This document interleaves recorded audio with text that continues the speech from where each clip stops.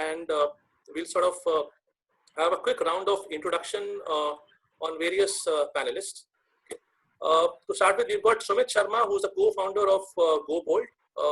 Sumit is a BTech from Delhi College of Engineering and MBA from ST Jain. He's a co-founder of GoBold and drives the business development function for the organization. And prior to this, he was an investment banker and consultant at JM Financial and EY respectively. Welcome, Sumit. We've got Saurabh Goyal, who is the India Managing Director for Juzda Supply Chain. Saurabh is a mechanical engineer from IIT Delhi. He's the Managing Director for Juzda India and is also responsible for driving expansion across Middle East and Africa. Saurabh was earlier founder and CEO for ThinkLink and has worked with DHL in the past. Welcome, Saurabh. We've got Sanjay Bhatia, who's a co-founder for Freightwala.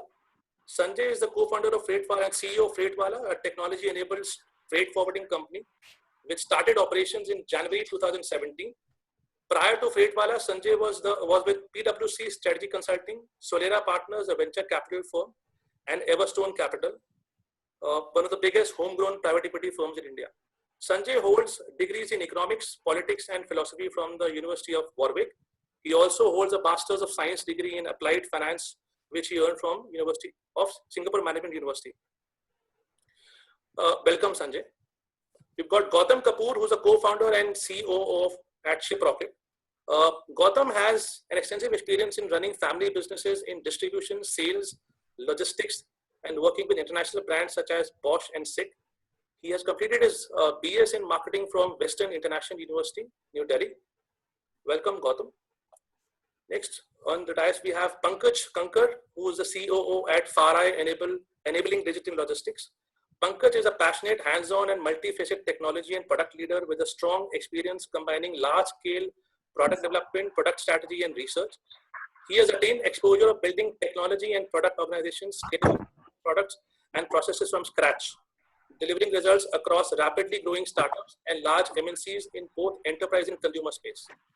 He's currently the Chief Operating Officer at FarEye and has earlier worked as CEO and product head with companies like Lenskart, Freecharge, and Vidopia in the past. So pretty much a startup guy. Welcome, Pankaj. Next, we've got Milan Sharma, who's the Vice President, New Initiatives at Shadowfax Technologies and former co-founder at PaperTap and Nuvo Logistics. Milan is a strong startup specialist and was co-founder at PaperTap and Nuvo. He's currently leading new initiatives in strategy for Shadowfax Technology.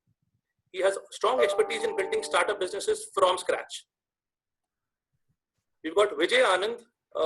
Vijay has basically got rich experience in incubating and growing first of his kind businesses ventures in collaboration with global companies. He led and integrated cross-border M&A transactions. He's an investor and mentor to technology intensive startups and is passionate about impacting technology ventures. He's done a full-time degree program in strategy and leadership from London Business School. Welcome, Vijay. We've got Anjani Mandal, who's a co-founder and CEO of Fortigo Network Logistics. Mr. Anjani Mandal is the CEO and co-founder of Fortigo. During his 28-year stint in IT, BPO, and manufacturing industries in India, Anjani has led businesses through transformation and various stages of growth to achieve and retain market leadership position, including for startups and new ventures. Prior to launching Fortigo, he was the CEO of Manipal Technologies. Previously, he has held various leadership positions in HCL, Xerox, iGate, Headstrong, and Pyramid, which he is also co-founded. Anjani is a BTech from IIT Kanpur and a PGDBM from IIM Calcutta. Welcome, Anjani. And lastly, we've got Neeraj Bansal, who is also the moderator for the session today. Neeraj Bansal is a Group Chief Customer and Digital Officer at Transform Hub, and ex-CEO of DHL Smart Trucking. Neeraj is an accomplished business leader with a passion for building and scaling businesses that are driving digital disruption or transformation or automation of various parts of the value chain. He has experience doing it in both startups and large enterprise environment. He has vast experience in starting and building up innovation hubs and building new products and businesses at startup units within the structure of large enterprises. He is skilled at scaling operations, sales, and customer engagement teams across geographies and products by digitizing the value chain and user journeys to build new age customer experience. His experience has been as a chief digital and disruption leader across industries like FMCG, supply chain and logistics, electronics, telecom, ad tech, and health tech. In his current role at Transform Hub, he is leading digital transformation and automation across domains for both startups and large enterprises.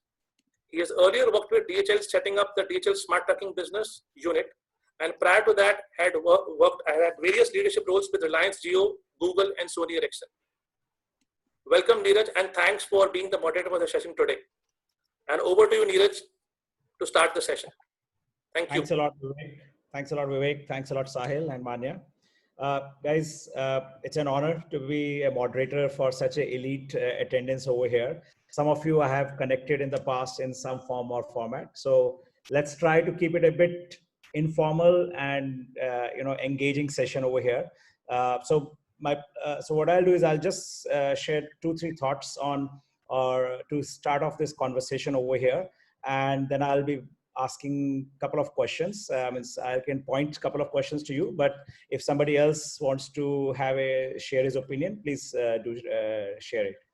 So I think if you look at the current COVID situation that we are coming out, I think that has really made it imperative that supply chains are the engine for everything to work, right? If supply chains have failed, supply chains were digitized, everybody was talking about that, we have got the best of supply chains. I think you guys have gone to customers, I have gone in my experience as well, and they say our supply chains are perfect. But we realize now that they don't work. And somehow now, if I talk to some of your peers, they say the adoption or especially the new age startups like yourself who are building disruption, who are bringing tech to the benefit, customers are having a more easy ears to your solution or your proposals now than probably in the pre-COVID period. So it's actually, what you say is it has fastened the curve of adoption of digitization within the supply chain. And I think that probably may have taken another 2-3 years. Now COVID has its own benefit, at least for this part of the group where it is not a traditional supply chain, but digitized supply chain. I think there is a whole value add. And if I were to talk to a couple of the companies or the businesses that actually run supply chain, and if I were to take the quoting of Professor Richard Wilding, he actually says there are seven rules of supply chain that he was telling the companies when they are looking at it. He says, first rule is know your capabilities, what capabilities you have, what you can do. That is the one thing that you should always know. Second thing, you should know how do you create a value as a company. That is the most important thing over there. Third, understand your network. Fourth, collaboration. You're not going to solve it all alone. Collaboration is the key for them. The fifth is bringing the transparency in. The more transparency, which is primarily what the digitization brings, it's a lot of transparency out there. And I would say time and transparency. In fact, I would use the word time and transparency. Fast, efficient is very key. And as I think, I see Pankaj nodding, I think that's what Farai has been literally driving through. And I think the sixth is trust. I think building the trust and the confidence in each other is a sixth one. But I think the most important of all of them is understand your cost of service. I think if I have to even weigh among the 7 rules of this is the COS part. How are we really making the cost of service there? And I think most of the companies actually still don't know. The traditional companies and manufacturing houses still don't know what the cost of service they are. And I think by digitizing a lot of that operations, by building automation around all of it and bringing analytics around it, we are actually bringing a lot of that cost of service for a lot of these companies around. And I believe if I were to look at all the panelists that are over here, somewhere or the other, you are actually helping within all these 7 spheres to achieve these businesses to achieve one of these goals or all the different things out there. So my first question actually would go is, okay, we all claim all the 7 businesses that we are represent and also a lot of other business that we represent, we're already disrupted and we're already on the journey there. But let's, as an icebreaker, ask, from here, what do you see as a next disruption that you can do? Because is it going to be what you are doing today itself, or is it something more disruption that you think is about to happen in the supply chain industry? I don't know, maybe Pankaj, you want to take a first crack at it? And maybe after that, maybe Saurabh and maybe Milan. I mean, we can have 3 views onto this. I think, I agree with you, Neeraj, that firstly, the whole COVID has become sort of a force multiplier in terms of adoption of digitization. However, I also see that probably logistic is one of the industry which has not been among the early adopters of technology and digitization. And if sort of, if I can even say that has been among the laggards in adoption of this.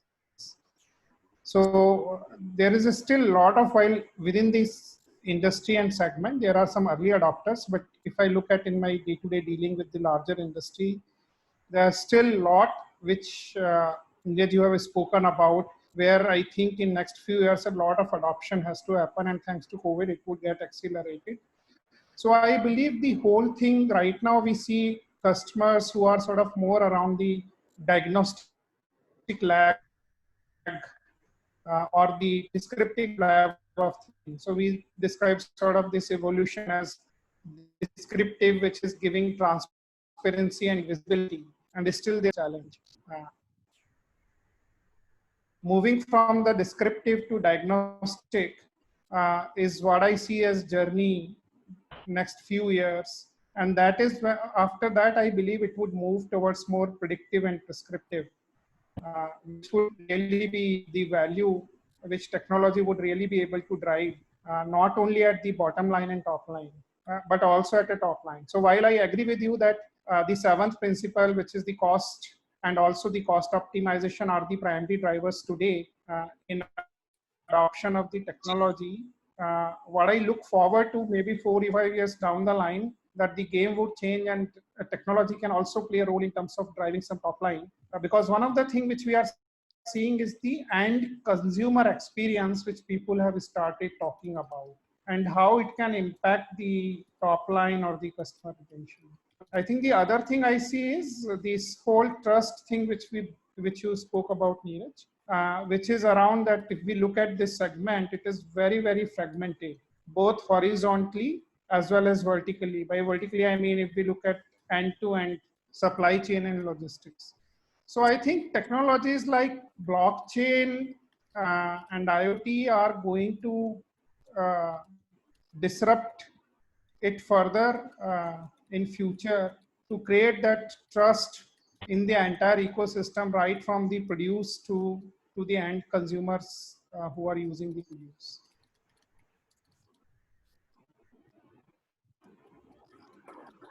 All right. Thanks, Pankaj.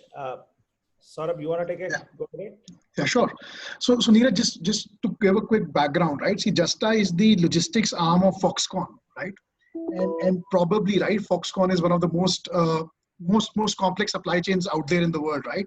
So if we see Foxconn plants around the world, we have about 80,000 vendors who deliver to Foxconn plants every week, right? And there are complex rules around substitution,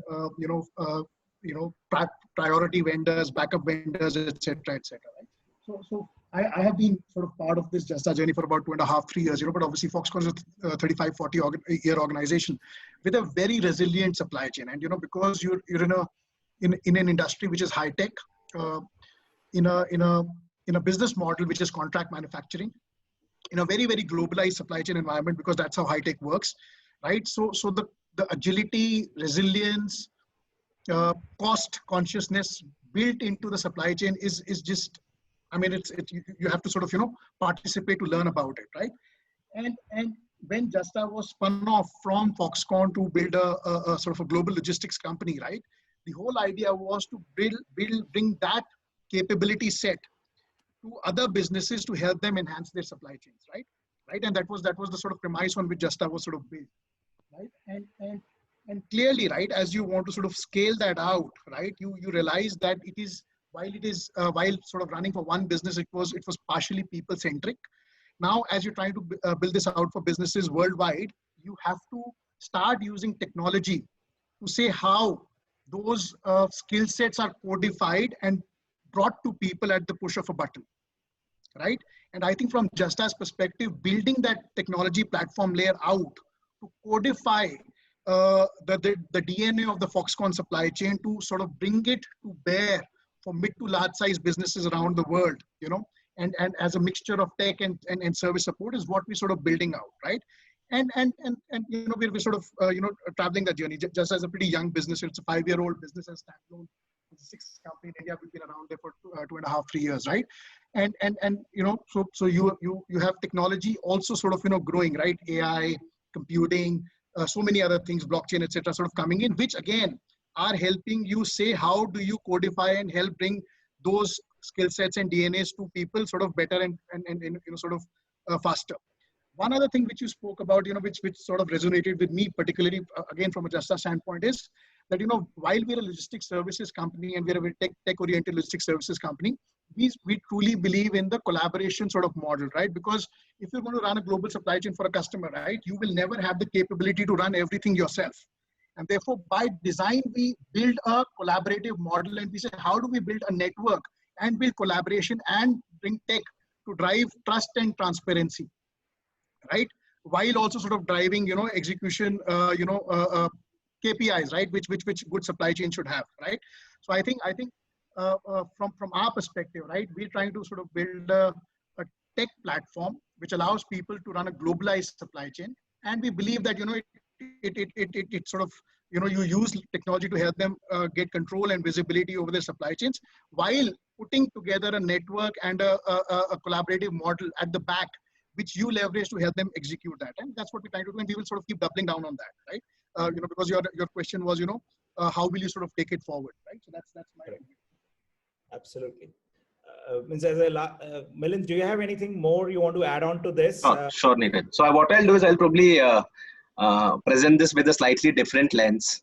And to be very honest, yes, Shadowfax also started as a hyperlocal logistics company, and even Peppertap, which was my prior venture, we were again focused on hyperlocal logistics. To be honest, if you talk about disruption, I think we are able to see disruption already happening around us. So to be very honest, if you see all these malls or modern trade stores sitting there, they're not getting customers, to be honest. So what I feel is that a lot of these physical infrastructure which is existing already, this will move online. This has already started to move online. I think Gautam would agree with that. So to be very honest, even us at Shadowfax are trying to power these stores or outlets to deliver to customers nearby. I think we are currently working with all the major modern trade stores, and even the likes of these Nikes and Adidas and H&Ms of the world will start leveraging this already existing infrastructure.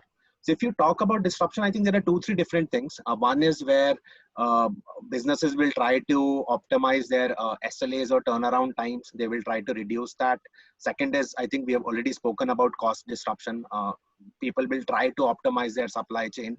A lot of, I think as Mr. Pankaj, he mentioned that a lot of these traditional industries, they are not using technology. So I think this tech adoption will increase. Which will help them also get a better view of their supply chain, and this will also indeed again come to this cost optimization or SLA optimization. I think new disruptive models will come into the play. For example, if we talk about FMCG distribution in general, there are a lot of middlemen in between. So maybe, so to be very honest, even we as a company are doing certain pilots with all these, HULs and PNGs of the world, where we are trying to help them optimize their supply chain better. Maybe a distributor does a better job with getting sales orders from retail stores. Maybe they can just do that, and logistics can be outsourced to a third-party logistics company. So I think, yep, disruptions will happen. And I think the good thing is that COVID has accelerated this. People are more open to experiments. So yeah, that's my take on this. Thanks a lot. Well, Sumit, you have been now here for in the industry for a while, and you have seen, a lot of the new age startups coming in. And while you started almost 5 years back, 2015, when you started, and when I was running from 2017 onwards in the line haul business in DHL, getting these e-pods, right? That was not even accepted. Largest FMCG company of the India would not accept it unless there is a physical POD coming in. And now suddenly I see most of the businesses are suddenly adopting to e-pods. Oh, don't need to send it. We are okay with the e-pod. That I have seen the transformation in the last 5-6 months. So would be good to know how you have seen what has really changed, and that really matters, and you're very proud that it has happened there. So anything that you want to share, because I know you have heard the views from Pankaj and Milind and Saurabh, would we love to hear your views as well. Thanks, Sinich. And yeah, love to hear the views of all. And you rightly said, we know that the best of the companies, initially 3 years ago, when we used to talk to them about automated billings or to talk to them about EPODs, they had those frown on their faces and no, we need those physical copies, and that's only way you can progress. And a lot of value was stuck up in these PODs, okay? Because there's an entire chain that works around the financing chain that works around, especially in line haul logistics, where people are stuck with the so-called working capital exposures. And a lot of technology was being put in terms of pushing those PODs faster into the cycle. Post-COVID, the first mails that we got from all our customers, be it the Unilevers of the world, the PNGs or anybody, was that we are accepting your e-billings. Okay, this is how you can do e-billing, and this is the procedure of now putting up challans, PODs, etc. through to the system. So yes, what we have been trying to do with most of our industry partners, COVID had fast tracked that. Okay, I'll talk somewhat upon the line haul technology.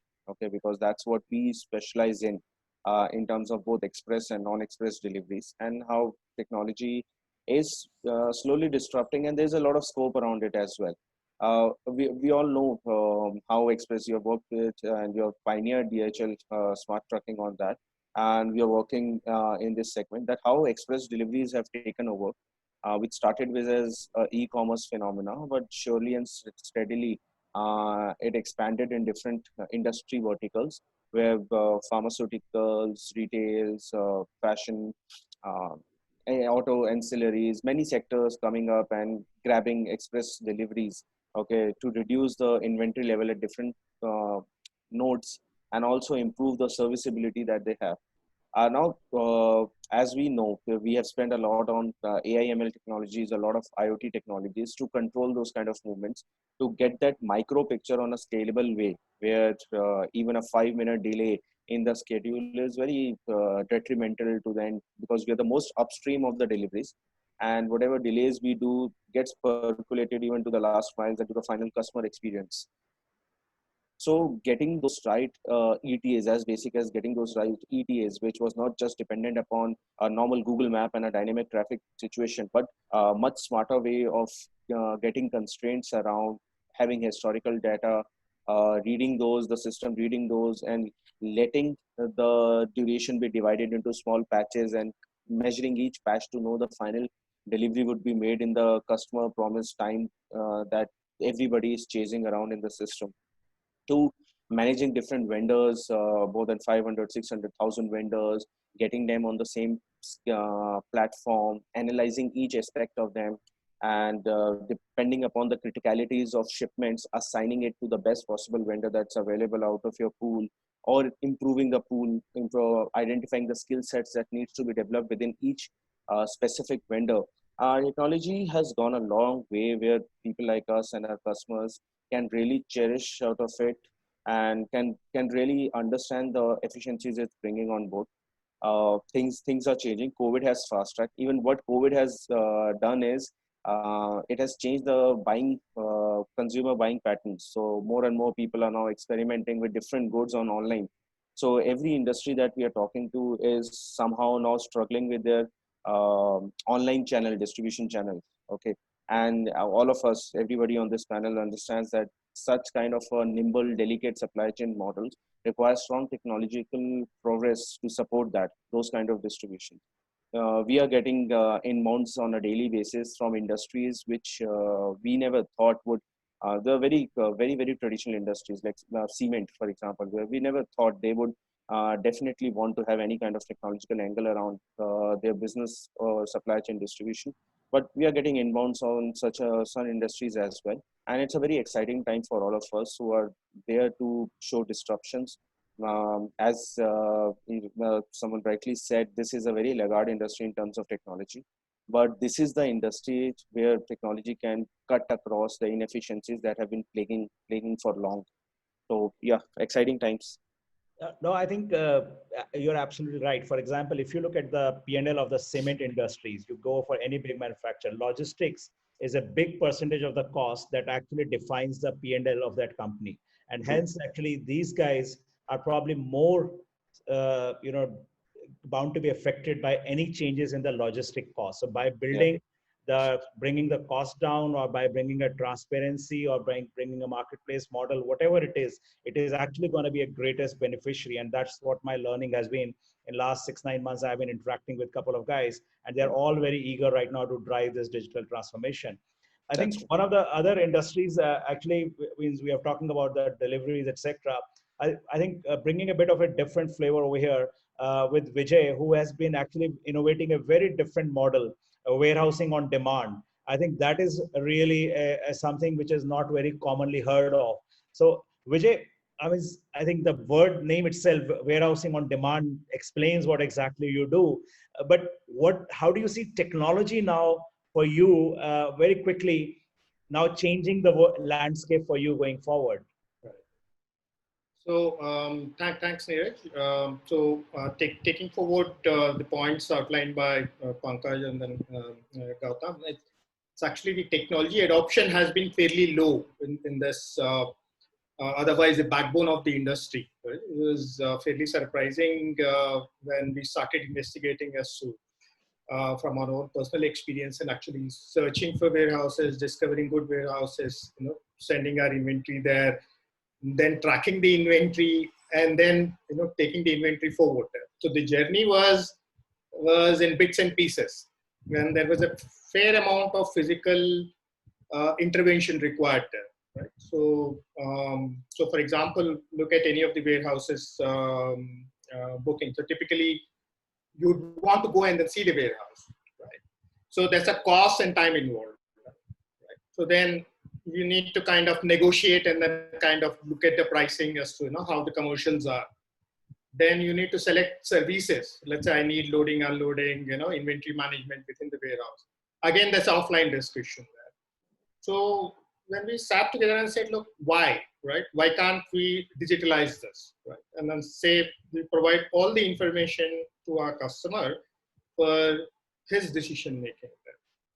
And that was an experiment we started with Odwin, and then now kind of we are fairly set in the country. But coming back to this, yes, there's a fair amount of technology lagging. I mean, in the sense that like wherever we have visited, I haven't seen a computer also. Forget about kind of technology software adoption, but most of the warehouses don't even have basic computer or a scanner, not even pallet. So there's a fair amount of physical standards that we kind of need to improve in these warehouses, and then also from a digitalization perspective. Now, what's driving the digitalization across the globe? I mean, it's I think like all put together about a $250 billion market, entire warehouse, supply chain logistics segment.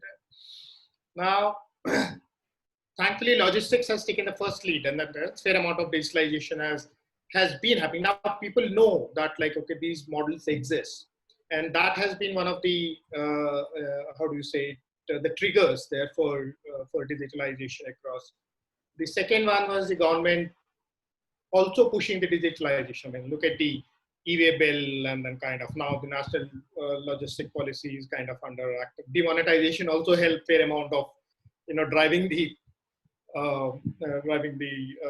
transactions on the digital mode. Fintech is again opened up big time there. People are looking at financing supply chain activity also. And the traditional banks are yet to, I'm yet to see a traditional bank to kind of come and then finance a supply chain activity, but there are a fair amount of new age fintech ventures which are, and they understand technology there. Now the warehousing is something which was left open there, so that's where we kind of positioned ourselves. And our experience has been that there's a fair amount of, in the sense people talk about technology, they would want to use technology, but the adoption, the learning curve has been a bit of a longish curve for us. But once it's done for life. And so now we are kind of automated the whole processes there. So every day there's automated report that goes to the customer on the inventory. He can do a whole lot of analytics there in terms of how much of inventory has come in, how much of inventory is moved out, SKU wise, destination wise, and then so on and so forth there. So we are also trying to help the logistic companies in terms of providing them on-demand warehouses, so wherever they require, right? Instead of they investing into a warehouse or they, kind of looking at that as a focus operation. So we provide even for the logistic companies. Perfect. Yeah. So Vijay, thanks a lot, Vijay. I think one of the other trends, like we talked about, like warehousing on demand, the other one futuristic trend that I think we are trying to see where government of India is really initiating a lot is like the drone deliveries. That is really now getting trialed across the world as well. And I know, Gautam, you are more assimilating the different suppliers of it, but would love to know, how do you see drones for the last mile delivery coming into the landscape? And do you see this really becoming a reality in India, a technology that will be adopted and all the players that you are partners that you kind of work with will really engage them as such? I mean, again, if you have any views around that area. Neeraj, it's a tough question. I've not researched over it, but from my understanding of where I live and how our infrastructure, because what we have in the country, I'm sure Pankaj would have done a fantastic job dissecting the whole country into longitudes and latitudes. Finding a place to land a drone is still there, but because our infrastructure to support something like that is very, very difficult, I think it's a little far away. Even what I've read about it on how Amazon or even FedEx or other partners, especially in the North American market, have tried something around it. It's not a full-fledged system. It's still into a trial stage, and we've been seeing this for the last, I think, 1.5 to 2 years. But I fear this should sound stupid, but I fear that when you see a drone flying over your head, there'll be somebody who will be targeting it and shooting it down and taking away the parcel and the drone. I don't know. I just think that India is that. So I think fair enough. I think, but let's say since we are with you, in your line of business and you work with different last mile delivery partners, etc., what are the things that you think that these players, because you work with some of the large players as well, the DHL of the world, etc., there, what are the kind of technology changes, because they're large, big, and maybe to a certain extent haven't moved that fast as some of you have? What would be the one or two things you would like them to adopt very quickly, to which you think is a market need, but some of them are laggards out there? Well, again, wouldn't be right on my part to name them out over there, but say as a technology, what do you want to see there? So I think I'll probably try and explain what ShipRocket does, and that will give you a fair idea of what technology we try and build. So it's not really about the partners not having the technology in place. It is more about me trying to build logics and data layer and technology over and above what is available from a Courier company or a logistics partner. So something called, we run something called Core. It's a Courier recommendation engine.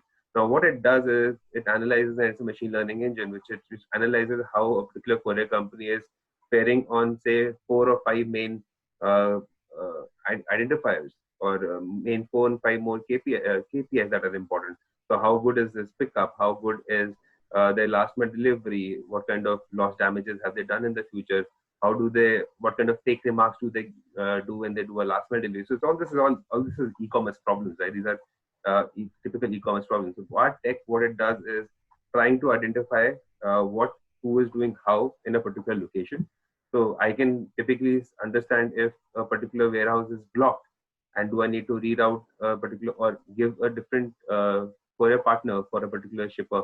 There you can't ship it through delivery in this location because they might be really blocked right now. Why don't you try Shadowfax? I'm just giving an example of that. So that format of technology, so our industry is called aggregation. So what we try and do is we try and work with different partners, try and understand how they're faring, and build technology layer above that. That is one bit of it. The second bit of is all consumer-facing technology. So what all Amazon would be doing to be able to give a great consumer experience to their buyers This can be the way you show the tracking, the way a non-delivery or a fake delivery attempt by a partner might be captured, and how the information is then shared with the consumer, etc., etc. Or how do you capture NPS of the user when he has got the parcel, or how the return process will get initiated. All this is linkages. So it's not that the courier companies don't have the tech. The courier companies have the tech, but marrying this tech to a consumer-facing or a website of the customer is essentially very important. I think that's where we come in and we do that job.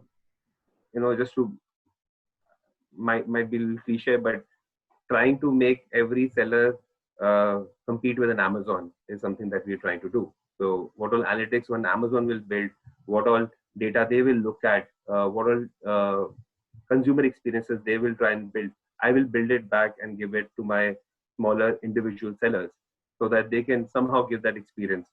For example, Shadowfax, we're doing something where we can do next day, same day deliveries or next day deliveries with that Shadowfax to our customers. So a prime one-day delivery is something we're trying to compete. And we're not trying to directly compete, but we're giving that tool to our partners or our customers to say that, oh, use this, and this will, by the way, give you a next day delivery or the same day delivery. So that is where our tech layer comes in. So I think good that you pointed to Milan, and I say Shadowfax claims that they do a multimodal delivery. So I think carrying that question on the drone part to you, how do you see as a multimodal company that does drone fit into your picture as such? And how far are you there? Sure. So just to add to Gautam, to be very honest, us at Shadowfax are not taking drone deliveries very seriously right now. I think there are companies like Zomato or Dunzo who have done some work there. I think Zomato did invest or acquire. Dunzo has done it. They're part of Dunzo. Yes, I think Dunzo has done one. What do you say? I think it is a tie-up with the government of Telangana where they are testing out. Drone deliveries. I think the challenge for us is that that something like drone delivery, one, of course, needs a lot of R&D. It needs capital investment, and it will not immediately translate into revenues for sure. And to be very honest, we are not a profitable company. So those or such investments might get questioned. And I think the challenges which Gautam also mentioned, it's not easy to do drone deliveries in India. To be honest, for example, if you stay in a 20-story apartment, how do you deliver to the customer? That customer doesn't want to come down to take his delivery. So there are real challenges like that which one cannot solve. We are not like North America where people are staying in suburbs. They have fancy houses, row houses where products can be delivered in front of their lawn or their backyard. So that is not possible in India. And that's, to be honest, one of the conscious reason why we have also not explored in that direction. No, fair enough. Look, we are talking about futuristic technologies. Yes. And yes. like as Transform Hub, when I go and now talk to a lot of supply chain companies or people in the logistics space, and even the startups that are there, one of the things, either the businesses or even startups that they're saying, they say we want to do so many things in our digital roadmap, but we are short of resources. So hence I get the privilege of talking to them. Okay, guys, you can't build it. Let me build it for you. And one of the common words that I hear about from everybody is artificial intelligence is going to take over the supply chain. That's what a lot of the, let's say, the buzzword in the boardrooms is. How much they understand or not, that's a different question, but that's a buzzword that the leadership in a lot of the businesses houses. So are we ready? Anjay, I don't know if you feel comfortable talking about, commenting about that. Is artificial taking over supply chain? How correct is that statement, or how far-fetched is that statement from your interactions and your, knowledge of the industry as such? You're on mute. I think we can't hear you. Yeah. One simple answer to that is no, it's not. But I'll tell you where I'm coming from so that I can elaborate and explain that. So understanding technology the way it is to be from the, as it has panned out since 1986, there is a lot of data required in order to do that. So it is possible that there is a fair amount of data on consumer behavior and it is going to be of good use. But the logistics itself, unless you're talking of large scale reconfigurations and planning, where you are able to take it forward and make recommendations at least, if not actually predict, is still a bit of a distance away. In India, definitely it's very far away, at least in logistics. As a technology, very nice, very good to understand that. But in terms of deployable, maybe not. There are bigger problems to solve currently in our framework of things. So, my perspective is basically this. If it is not possible to do that in the next 5 years, and it doesn't start building up in the next 2 years, let's take the money and use it for things that will actually value add. So our approach has always been very similar to what possibly Gautam does. You become a part of whatever is the thing which is going on today. Okay? Be an insider. Be a service provider. Understand what people will adopt. Because I can tell you one thing, there are 20 lakh trucks which are shipping long distance. They've been doing it. The country moves on them. They have little or no technology. It works inefficiently, but the thing works. So when you're talking of 20 lakh and you're talking of 5 lakh people having independent decisions on that, there are people who have found ways, the so-called jugaad, of being able to be competitive within that.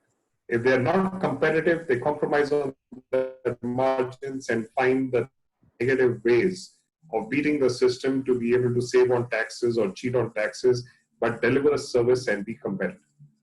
How do you get them to motivate? Okay, so at the correct time, if you introduce fuel cards, it's fantastic.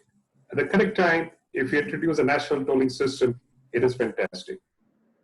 At the correct time, when you introduce digital technology of being able to serve your customer and do like what Gautam was saying, do all those things that the big guys and large enterprises have to spend a few $1 million for an enterprise solution. I will give it to you in a couple of lakhs per month instead of you spending several $1 million. Is a better approach model than to say, I will bring in AI, ML, I will bring in this and disrupt. We believe transformation is the way to go. Okay, taking one step back because it was just an interest area. Drones, there is a place, maybe not in the city, which is large enough, but there are 3 countries in Africa we have identified where drones are relevant, and there are parts of Indian geography where drones are relevant, and they'll be in use. We don't do the hardware, we just do the movement and we do the conceptualizing and we do the tracking and the tracing of those, and we actually do the configuration of the actual place. But we don't actually, we will not be handling the material, but we know that there are geographies where it can be used and be useful. Not only be useful, will be a value add and it will be cost effective. Not immediately, but the problem, like some of the others of you had mentioned, we're all startup jokers out here, most of us. We conserve money. We're very, very strict on where we spend our money and where we invest. Drones, not the correct investment time. AI, possibly not the correct time to invest. Know the technology, build the data, have your architect make sure that you're able to adopt when the time comes. And somebody was talking of blockchain. Long and short of these technology and buzzwords are this. Blockchain is the new name for very, very old wine, new bottle. It's just that the facilitator is external. By the time you find an external facilitator, which all of these, just the 16 of us or the 12 of us agree on, well, it'll be 2031.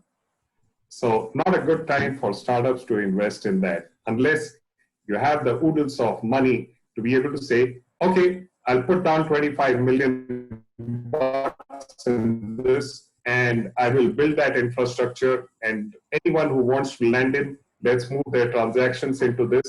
I shall be the single point where you can always, as a backup, bounce off and validate the transaction. And I'll hold it in 17 different places with 17 different partners. That not really what we want to do as transformation. Thanks, Anjali. I see Milan. Whether I answered your question or not. I think you did, and you're actually good to get your comments on other things as well. And I think Milind is making note to ping you what are those 3 geographies so that Shadowfax can enter those markets. Right now, on the coast, West Africa, sorry, East Africa. They want to be the Singapore of Africa. It's very high in AIDS, but they are also one of the fastest reducing in that. And it's a beautiful place.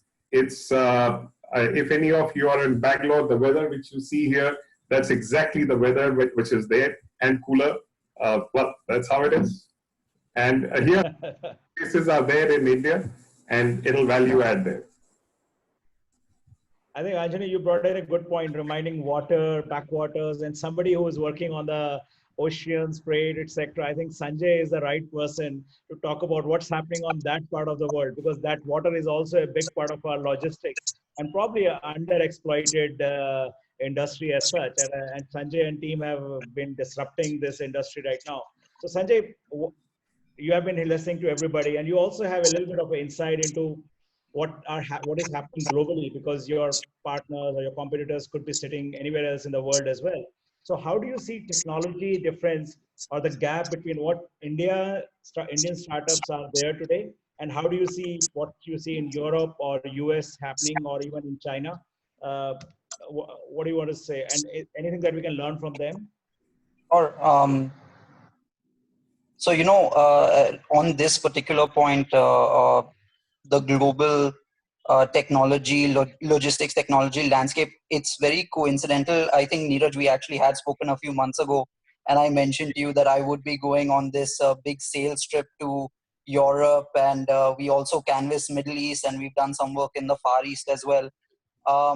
My short answer to you about, what is the Indian technology readiness in terms of logistics technology readiness vis-a-vis the rest of the world, I'd say we're actually doing really, really well. And to, back that up, I would harken back to my conversations with the European clients who I met.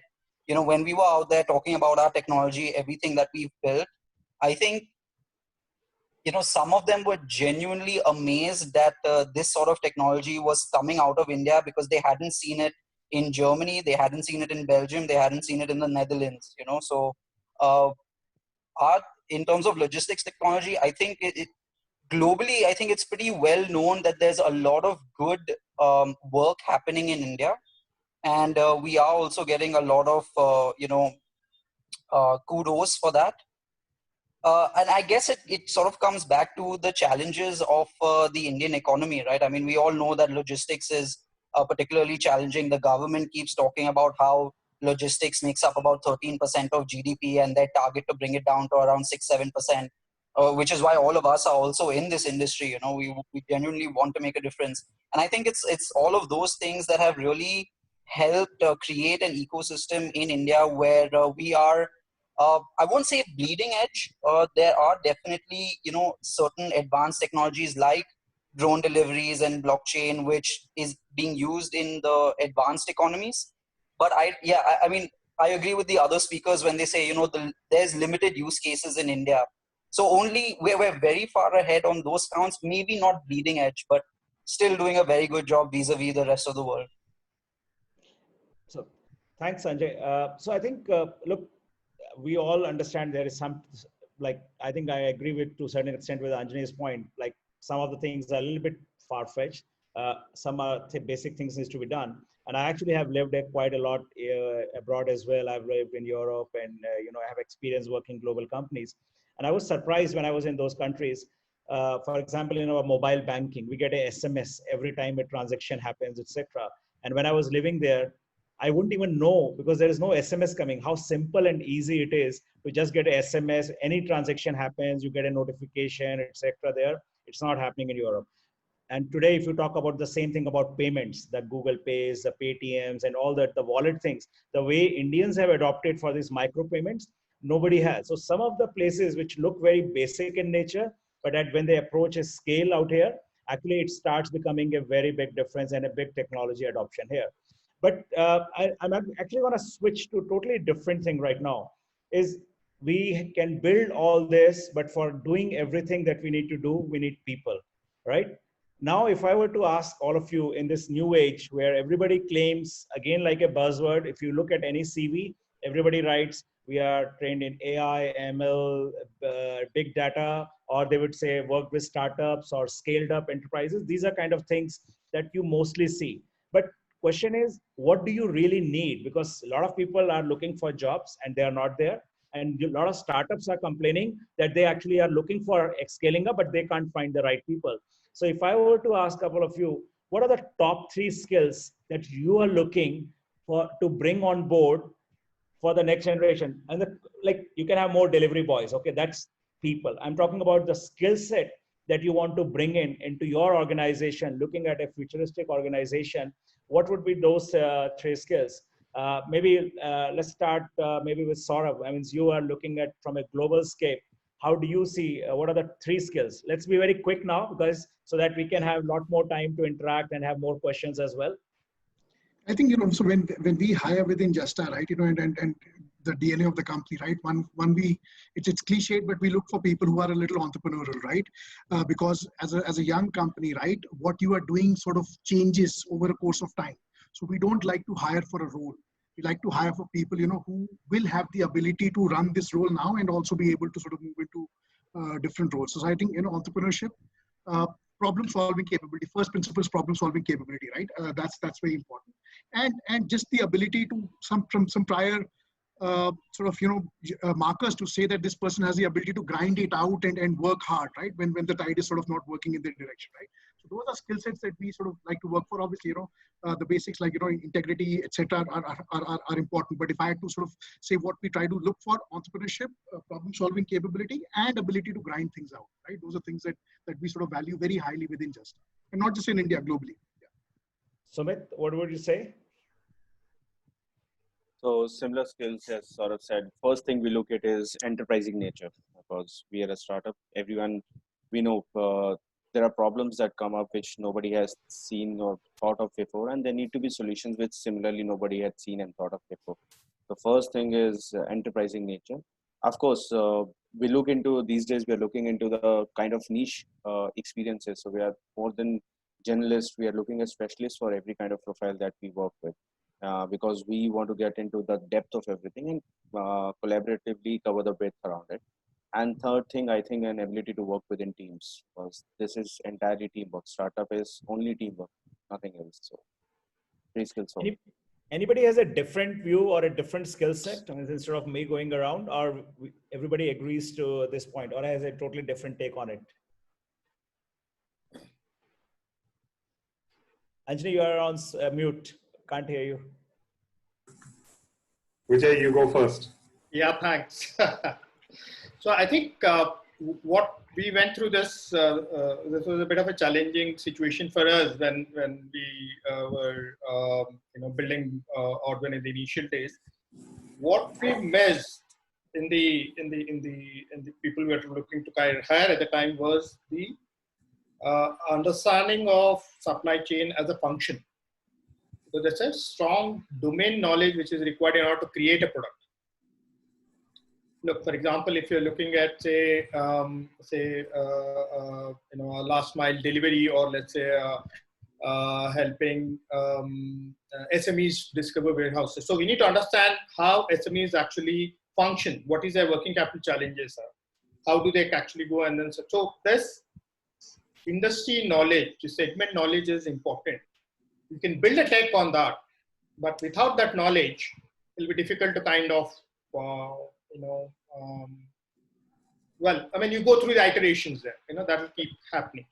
Which one thing I hear most of the times is about tech. Tech team has most difficulty hiring, because for a lot of other roles, there are probably plenty of people, but the tech teams always struggle to find the right kind of person coming in who can understand tech teams, the Correct. one who can understand the business but still carry the tech skills. Like if you want a tech head of engineering or a DevOps guy or whatever, having him entrepreneurship skills, having a problem solving and a prior experience, most likely this guy would go and open up his own startup. He may not even join you, right? If he has got all those skills. So how are you planning to attract those skills for the tech team? Otherwise, why would this guy join you?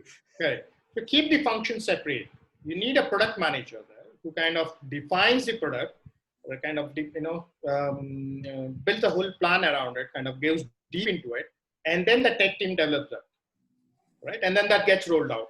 But if you mix both the functions, then we struggled with that, right? We tried the CTO plus product officer kind of product manager kind of roles, didn't really work for us. So we ended up actually, some of us actually took the role of product manager and we defined a whole product. And then the tech started building on top of it. So you agree it's difficult to find right talent, right? Product is difficult.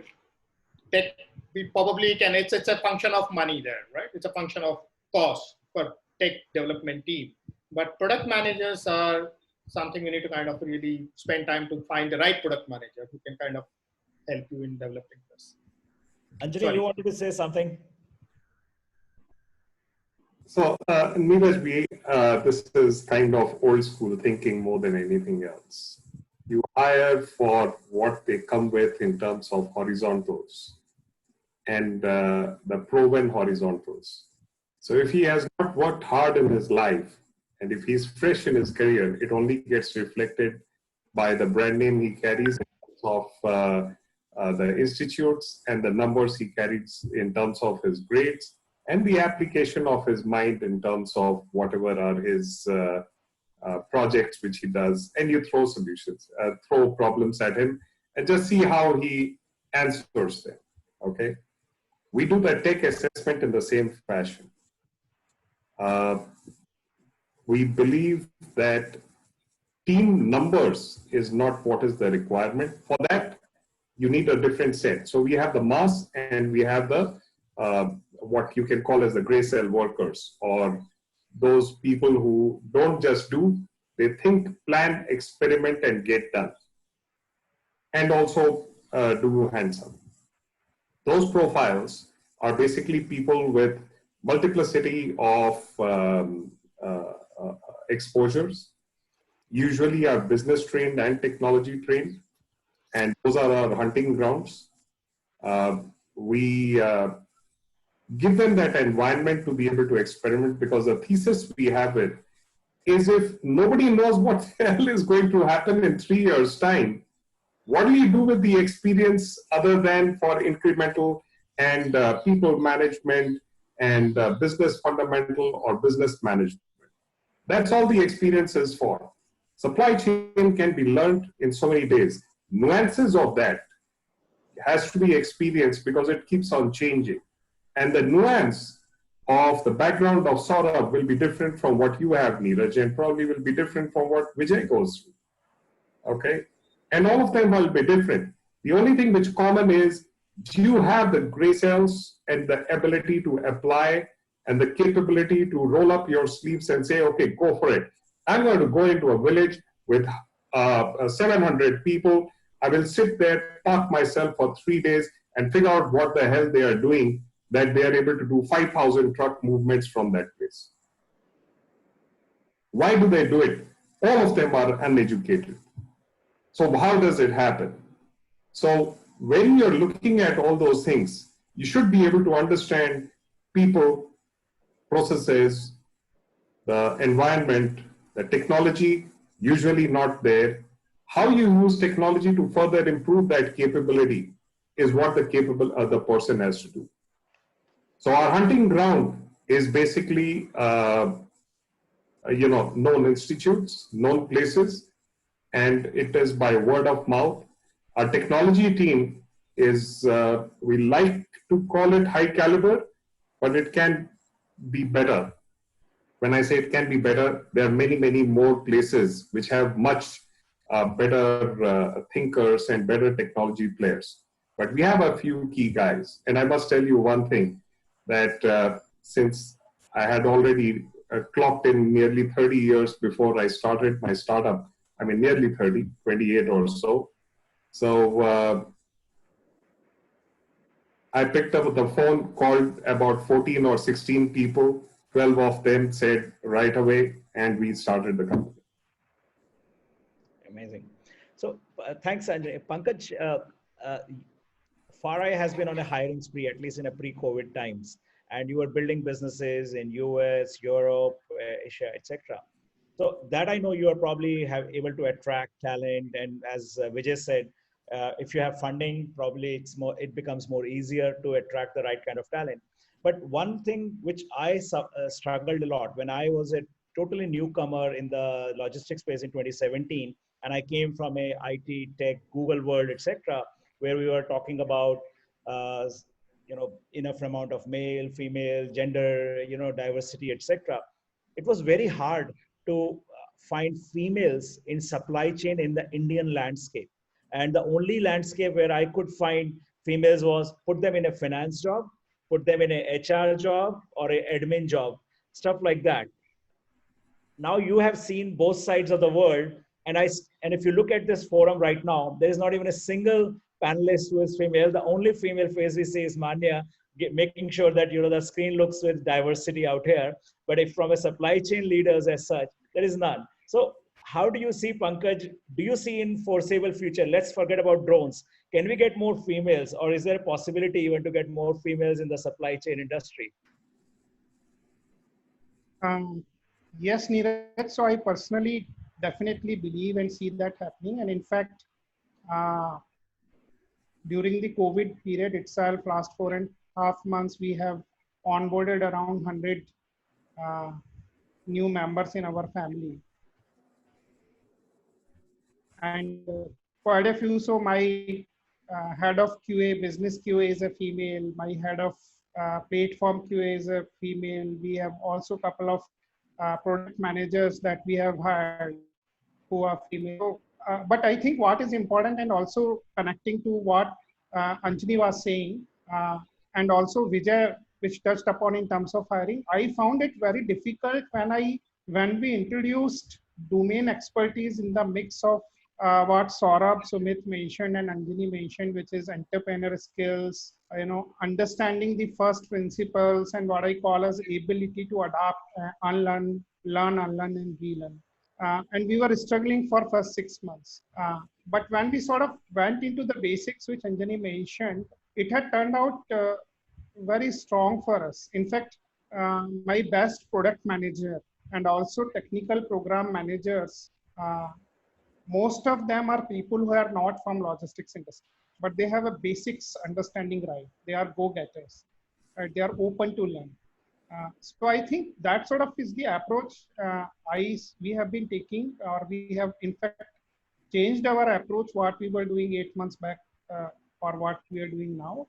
And when you take it from that lens, I see there are a lot of strong, high potential, talented females that we have onboarded as well as we are sort of speaking to. Well, I can only say when I was trying to do, I had a couple of German bosses coming in and they said, Neeraj, when can we have a female driver driving your trucks from Delhi to Mumbai or Delhi to all these places? And I said, like, I wish I will make this true in next, whatever, 5 years, 3 years, but nothing immediately, because it's such a, probably it's a lot more easy thing for them to imagine than probably over here. And my operations had said, sir, रहने दीजिए, कुछ promise मत करिए, operations में बहुत difficult है, safety issue है, ये है. So the people who come from that industry have been there, but I think a lot of the digital driven startups actually make it a possibility to now make women part of it. And I believe, I don't know, maybe Gautam or I think, Neeraj, just sorry to add one more thing. Even on, if we go on these operational roles, which you have talked about, even, drivers, there again, technology can play a level playing sort of a role for giving more opportunities to female. For example, companies like Review Go and you were doing smart trucking, where the concept of this whole relay, if it works out well, it would change the sort of the driving scenario for females, and along with the safety and other devices. So I believe even there technology can play a big role. Perfect. I just wanted to add one thing to that, Neeraj. I think even in operational roles outside of India, as an example, warehousing, it's very woman intensive, right? There's so many women workers in warehouses outside India. So some of this is, our own cultural environment, where maybe in many roles where even in ops, there is a very large participation of women outside of India. We have not, co-opted so much of that, right? But again, right, even from a Justa perspective, I can give an example, right? You spoke about finance and you spoke about HR, obviously technology as well. Across our business globally, we have very good people in sales. So sales has been an area where women have done very, very well in logistics, right? Sales, account management, right? Very, very large teams we have, and very successful, colleagues, right? Who do a great job in India as well as outside India. I think, Vivek, how much time? We have 15 minutes more, right? You're mute, Vivek. Can't hear. What about 20 minutes? 20 minutes. 5:30. Yeah. So I think one of the things, as a kind of, as we head towards, the final phase of this discussion, with this COVID scenario, with China, flying on the air, the Chinese investments into Indian companies, etc. How do you see the investment scenario for the different startups, not in particular to your company as such, I mean, that let it be a private affair, but in general, for the various startups which were really counting on a lot of that very good venture capital firms that were there and a lot of investment money that was coming, that being impaired now. And then that means a lot of that is now going to be startups, existing startups, the big ones, and also the new ones that are still to show up, also looking the same Europe, USA, or the big Indian guys. Do you see the investment environment getting better or worse? And then how does it enable you now to go and with the same speed to invest further in your growth? I mean, anybody who wants to take the first go at it, I don't know, Sanjay, you have probably the most recent funded of these, so maybe you can give your glimpse. Or, so Neeraj, honestly, I think from my perspective, the answer to this changes every day with every bit of information that comes out about vaccines and treatments. Because, really what everyone is taking a bet on is how long this lasts, whether there's going to be a sustained, worldwide economic depression, how badly that's going to affect each company. If companies are affected and growth rates are affected, what sort of multiples can the companies command? So, yeah, I don't think there's a very clear answer to this. Obviously, what's happening between the US and China, and also India and China, is unfortunate for all the startups in this space. But I think capital is available, and also if you look at the way that the US and Europe and also Japan, they're effectively printing money.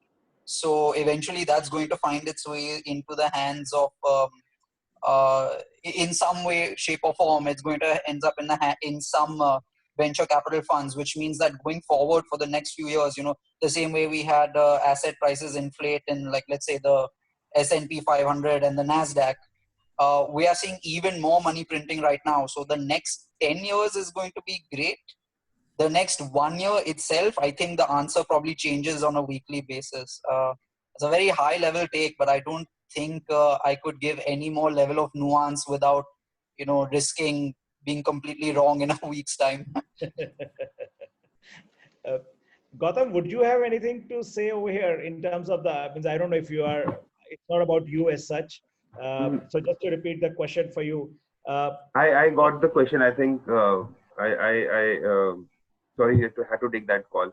Sure. I think the landscape is pretty active right now. You have key 4 or 5 sectors out of the window because of COVID. Investors have money to deploy. Only limited sectors have capacity to deploy in. That means, and logistics and logistics tech is absolutely a sector where deployment is happening. I think even Pankaj, I don't know Sanjay, but all of us kind of raised right before COVID, and I think with the growth that COVID has brought in, the numbers look very different for most of us, right? At least in the e-commerce space or people who are supporting the logistics industry on the backside. So that is, I think that is really important. I think that is the interests are pretty high. But do you see that because the next investment cycle, because of what Sanjay says as a special situation, we don't know when COVID situation will get over, that earlier you may have deployed them, let's say, a little bit more freely.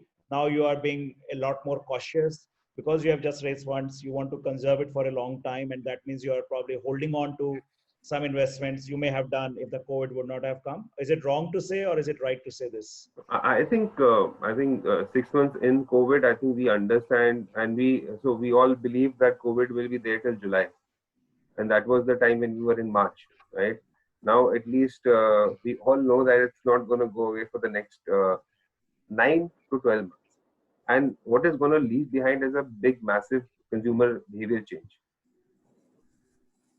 Now, at least from my perspective, I'm pretty confident where my money is going now, or where I want to invest my money, so that I know that this change, what changes have happened, where I need to be more aggressive, where I have to not be aggressive. I think 6 months of this has taught us now what to expect for the next 12 to 18 months. Okay. I don't know if that answers the question. My 2 bit on this is just this. Everyone does get married. It's just about finding the correct match.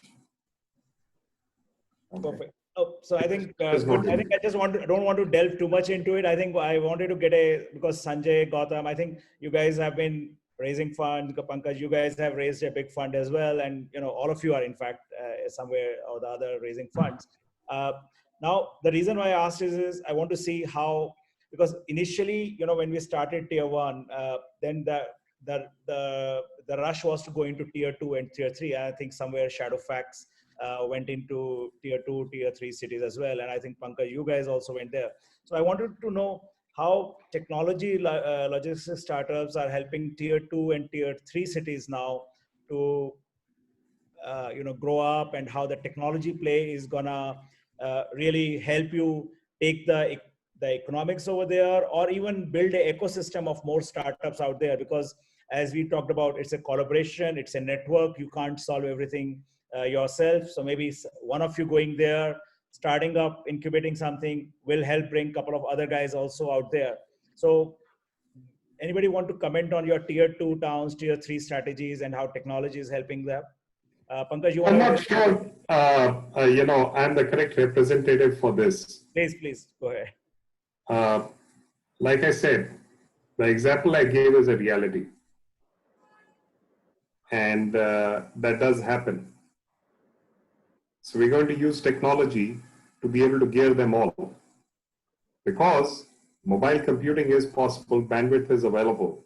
And what is required in order to them to be able to join the digital economy and do digital payments, digital transactions, and be able to receive information and complete the transaction digitally.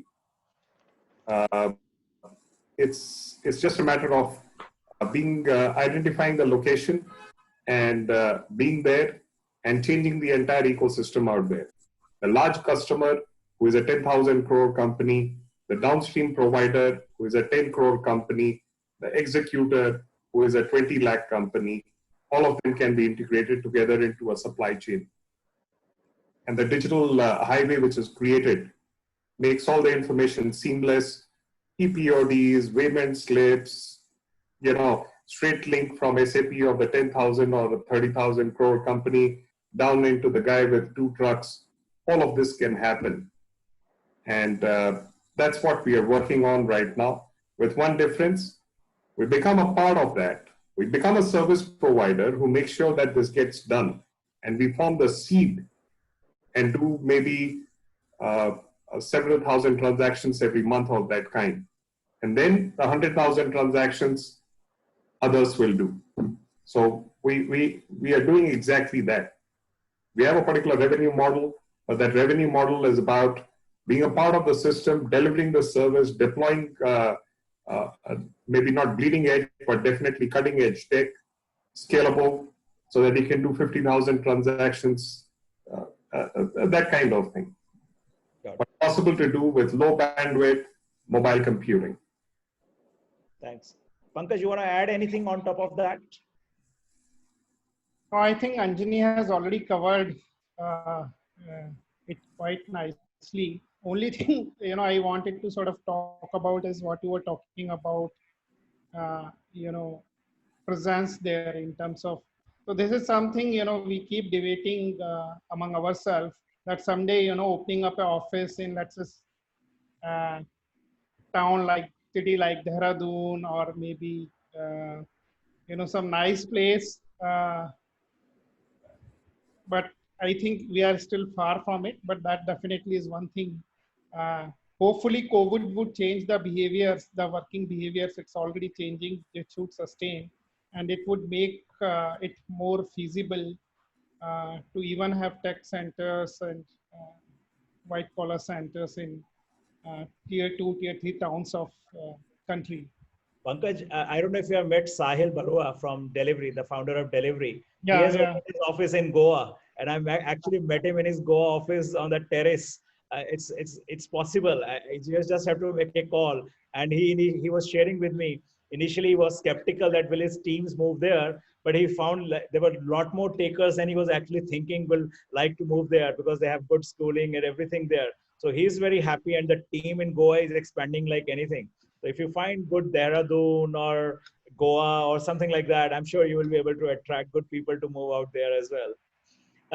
Vijay, coming to your point, warehousing on demand, because you will build up warehouses not in the center of the Delhi, Mumbai, etc., but a lot of times, a lot of that demand could be in this tier 2, tier 3 towns. From a warehousing space, how do you see that? Well, that was one of the premises, that based on which we started Odwin there. That now, let's take the most recent example. Now, Big Basket has grown 3x in the last 3 months there, right? And the entire demand of this 3x has actually come from tier 2 and tier 3 towns, right? So that very clearly says that, okay, there's a tech adoption happening, right? Beyond the urban centers. When we started, so one of our important elements of our business model is that we have this software up and running in each and every warehouse that we offer to our customers there. So it's a connected network that we're creating there. So whether it's Ghaziabad, whether it's Mysore, whether it's Vijayawada or Guntur, or whichever place in the country where we have our warehouses operating, the technology is part of it. And that's how the whole interconnectivity is happening there. And that is significant. One of the questions that you raise on the AI and then ML kind of stuff. Without the data, there's no way you can implement any of these. You need the basic data in order to kind of create a meaningful AI application. So that's a precise problem that we're kind of addressing upfront, saying that any part of the country, any warehouse should be connected to the whole network. And that creates efficiency. Hence, your transaction time reduces, hence your transaction costs. So yes, we see a fair amount of demand coming from tier 2, tier 3 towns. And then, in fact, one of the models we're looking at is all the way, picking out a leaf from, say, ITC's Chowpal network. Shiv has been a great mentor for us all these years. So, taking all the way to that level, right? How it takes kind of take technology all the way to that level, and then enable the inventory movement across, right? So yes, that's the thing. Thanks. Sanjay and Gautam, another thing I would say is how right now I think we see a lot of marketplace models evolving, and some way or the other you are also driving a similar kind of models. How, and we have seen a couple of marketplaces model really come in and thrive in, and we see a lot more coming in as well. In the current scenario, especially the post-COVID, where you are trying to balance the demand supply and it's so disruptive and so unpredictable, How do you see this marketplace models really evolving in this stage? And what is a new thing that you, or what is the future you see of the marketplace models? Do you see it really scaling up much faster than it would have been before? Do you see they are actually going to be the backbone of the survival of the supply chain? How do you see the marketplace model evolving? Gautam, you want to go first? Yeah, I'll try and take the view of SME. Now, especially with coronavirus, a lot of businesses started going online. Now, think about it from a perspective of anybody who's trying to go online. There are different type of people who want to go online. There can be a 1%, 2% outfit who is sourcing goods from somewhere and now wants to ship the order and he goes onto Facebook, promotes his product, he gets some orders on his website or even on WhatsApp, and he wants to ship these orders. Typically, he can get order from anywhere. Now he wants to ship that order. So going to a partner might not be able to solve his problem. And so that's one kind of customer. Then you can go to another kind of customer who's large enough, who wants to ship multiple orders or maybe thousands of orders a day also. At that point of time, also he has to use different partners and he has to have the option of using different partners and analytics and data and decision-making capability and workflows, automation to be able to do that. When you need all that, either you have to build it, either you have to build all the expertise around it, or you go with the platform plus marketplace like ours, or any other platform like ours. Or I think similar would be what with Sanjay's business as well. So we are partly we are enablers, partly we are platforms, and partly we are marketplace. So we are solving problems and not behaving only like marketplaces, at least for me, and that's how I want to look at it. We are also a platform because we bring a lot of tools on which are required for that business. So it's a new type of marketplace, frankly, right? Because we are hardly any B2B marketplaces out there in the market.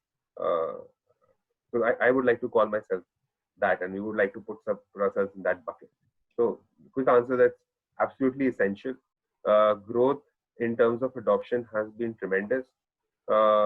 At least from a sense of number of customer adopting us has been, we've never seen that number of people adopting us, be it small entrepreneurs or homepreneurs or even brands. Brands that never wanted to or were not serious about their e-commerce businesses have changed their view. They want quick GTMs.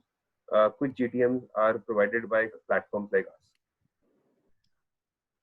Perfect. Sanjay, you want to add on to this?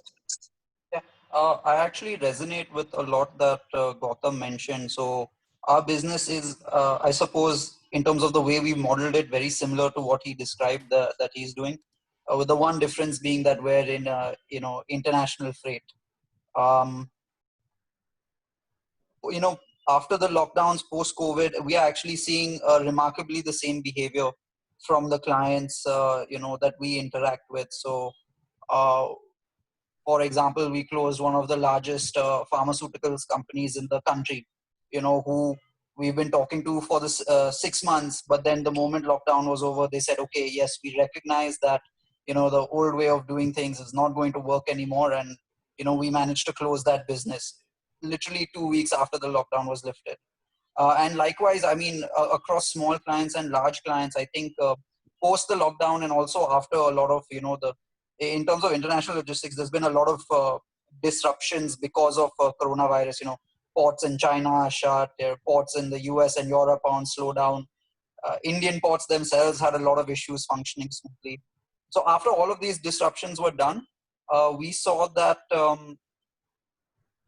the uptake from the clients has been, very, very, very positive. Exactly like Gautam described. I actually don't have that much more to add on top of him, except to say that our clientele is slightly different and we're seeing pretty much the same behaviors. No, I think, Sanjay, thanks a lot. And I think you made an important point, the demand disruption, right? When you are talking from a maritime global perspective. So I mean, maybe Saurabh and Sumit can comment from your perspective, how demand disruption is being dealt with the logistic companies, right? How because like when I was running the DHL's smart trucking, then running a network was so important, like going A to B and B to C and then coming back. And if anywhere the stoppage happened because of a holiday or a strike or band, then my whole network will get distorted. And that was a demand disruption. Now, in your particular case, because of COVID, it's not only that there is no certainty when it will get back again as well. A lockdown happens or something happens. So how do you think you guys are dealing with, or the transporters that are on your platform, whichever way, if you talk about from an industry perspective, how is this digital disruption being dealt with? Sumit, you want to go first? Yeah, sure, definitely. So yes, there has been a demand disruption. Part of it was very structural. Part of it was because of COVID. Okay, that there were certain sectors which were under lockdown, and there were certain sectors which opened up before the others. So we all know how line haul logistics works. It purely works on return load efficiencies. Okay, everyone is working, striving on that, and there has always been a concept of balanced, unbalanced states, where certain kind of lanes offer you better efficiencies than certain other kind of lanes, and those kind of unstructured, I would say unbalanced interaction between those states gets percolated into the serviceability that people can offer on those lanes, the pricing that is governed on those lanes. So during this, I'll be very specific with what currently it's happening is, there was a rush of digitization all around supply chain. People, even smaller vendors through us, we have a marketplace of more than 10,000 trucks, line haul trucks with us, with more than 700 registered transporters. We were pushing technology, making them more agnostic, more less agnostic to how it works, and making them more aware about how technology can help them in the long term. It's not just a, I would say, a matter of convenience. It's becoming something of a survival if you have to be in the market. But still, there are a lot of things that are still operational in the business. For example, drivers are very operational. Managing drivers is very operational. You can bring in all the technologies, but till the time we have Uber coming in with driverless trucks, yeah, drivers would be at the helm of things, and how they adopt to things, how they behave, how they respond to responsibility, increase accountabilities. Many things have to. So you have to spend a lot of time, energy, training with these people. Demand right now, it's up to 50 to 70% of what it was pre-COVID level right now, and people are still struggling with how they're going to make money. Industries are struggling to manage their shipments. There's a backlog at every nodal points. So difficult times, but yeah, technology is helping people, planning is helping people, and new age companies with a vision, longer vision than traditional transporters who work on very myopic scale. They're helping get things back to track. So thanks so much. Sort of very quickly, because you run global supply chain, especially for one of the largest manufacturer, and it goes from A to Z with thousands of companies, suppliers. What is your quick take onto this? Because we are almost coming to the close of this session. So just a 1 minute quick answer on that part. Yeah, so I can, give the example of, what we've seen in the air freight market as an example. We were talking about trucking freight and so on. See, again, right, passenger flights went off, and they're still largely off, right? And about 30 to 40% of global freight capacity runs on PAX planes, right? That capacity completely sort of went out. And therefore, obviously global demand for products also went down because the economies were not working. So a lot of consumption got impacted, right? But having said that, right, as the sort of pandemic moved into Europe, into the US, right, governments were ready to pay anything to get surgical masks and gloves and medicines in, right, and keep their essential supply chains running, right?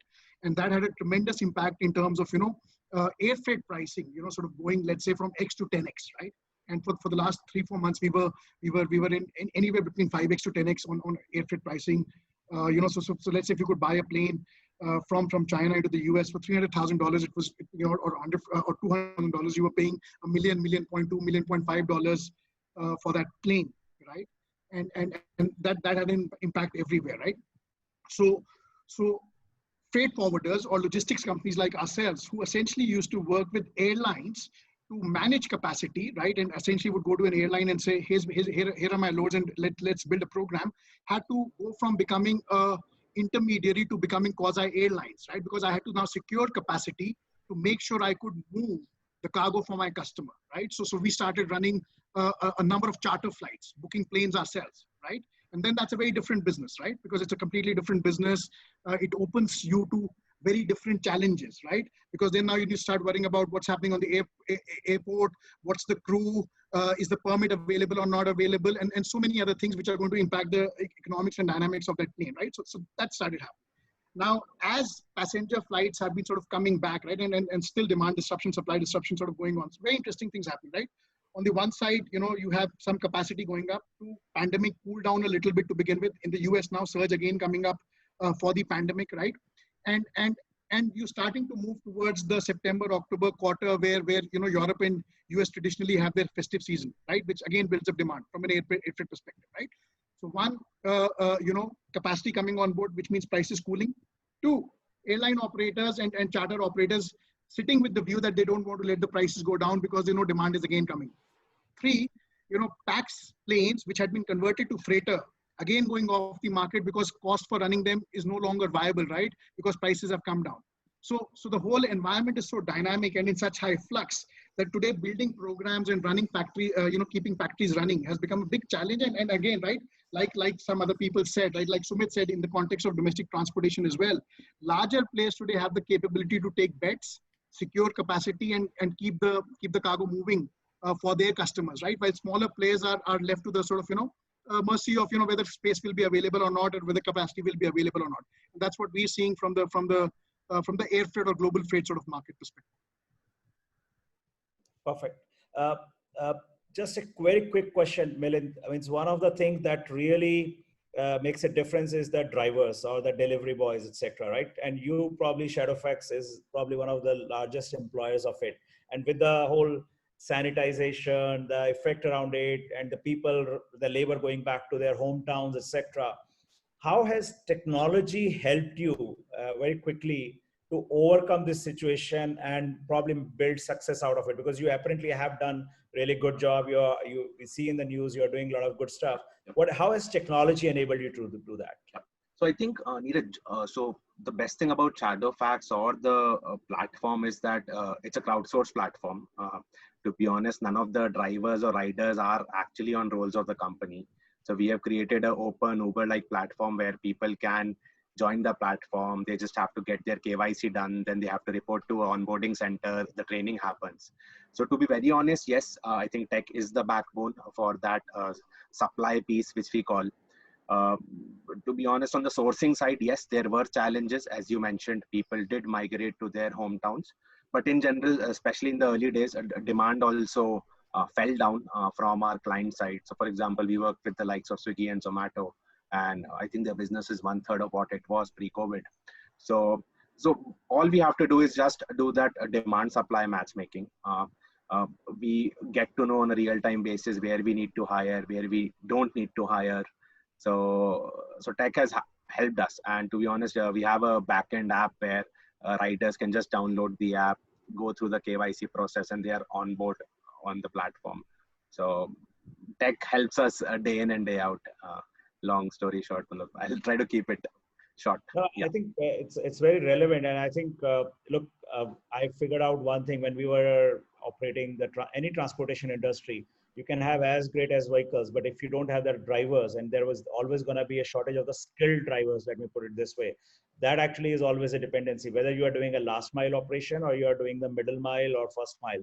So I think they are always the key part, which will hold, no matter whether even if drones come in, you still need somebody who will probably bring it from there to come in over there. So I think overall, I think it's great to hear that, those guys are adopting technology, because I think, as Sumit was saying, that when we were trying to get the technology adoption by the drivers or whatever before, I mean, even in my times when we were trying to say download this driver app, even Farai was trying to do that, it was a nightmare. You had to do incentives to make them download this, etc. But now to get work, it is very important for them to actually have the app and actually report everything onto it. Plus now you have the EPOD coming into this. So I think all this is enabling now to really have the full trackability, transparency, and actually the reliability. I think that's the key word. We are going to build a more reliability across the supply chain.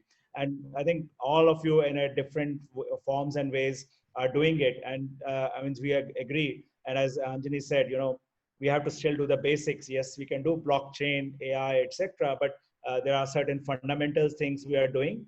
But at the same time, I think unless we start building something for the future, a part of our business, start looking at what is going to be the next thing, maybe a more predictive algorithms from your side for Shadowfax or some of the other businesses. I think that's where the technology will play a big role. How do you automate and make that smarter? So I think I would like to, with this, looking at the time, say a big thanks to all of you. And I'd like to hand over to Vivek to maybe help summarize and, say thanks to all the panelists. Sure. Thanks so much, Peter, for moderating the session so well. I think we broadly covered, 5-6 very important topics. I think the first topic you touched upon was the role technology is playing as a disruptor. And in fact, what technology can play in driving the top line is what one of the panelists mentioned. The second topic we covered was on the talent-related challenges which the new age companies face in terms of attracting talent. The third topic was, I think, third question was around the funding ecosystem for the new age startups. The other, I think, very interesting topic we covered was on the role the new age firms can play in the tier 2 and tier 3 cities. And lastly, I think you covered the question related to demand disruption. And in between, we had certain other operational driven points which you covered with all the panelists. I think it was a truly engaging session, very interactive, informative, and meaningful, and gave insights about how the new age tech-enabled logistics ecosystem is evolving, and that's what our theme was. That's what our topic was. I think we've covered all the relevant questions which we could have in this limited time. I think the discussion is still evolving, and I think we can have a day-long session as well on this. But from our side, from ABC side, a big thank you to all the panelists for their valuable time for this session. And what we should do is we shall sort of share the recording for the session with you guys, and I'll be sending across an email to you introducing all of you as well with your coordinates so that you can also be in direct touch with each other going forward. Thanks so much, and goodbye from our side. Thank you all. Thank you all. Thanks a lot. Bye. Wonderful session. Thank you, Neeraj. Thank you so much. Thanks for all the moderation. Thanks, Thank you. Thank you. Thank you, everyone. Thanks, Sanjay. Thanks, Neeraj. Thanks, Sanjay. Thank you, Pankaj. Thanks, Sanjay. Thanks. We shall be in touch. We shall be in touch. Thank you. Yeah. Bye, Sanjay. Bye. Bye. Yeah. Neeraj. Thank you so much, Neeraj. I think it was Thank you so much, Neeraj. It was, I think, Wonderful great session. session. wonderful Great session. Great session. Very nice. Well, thanks. Yeah. Looking forward to the recording as well. Yeah, Yes, yes. And all the notes are also well prepared. We'll be sending all in one go to you. Thank you so much. Okay, thanks. Thank you. Thanks. Thanks, Sadan. Bye, Thank Sahil. you. Bye, Vivek. Bye. Neeraj. Bye, Vivek. Bye.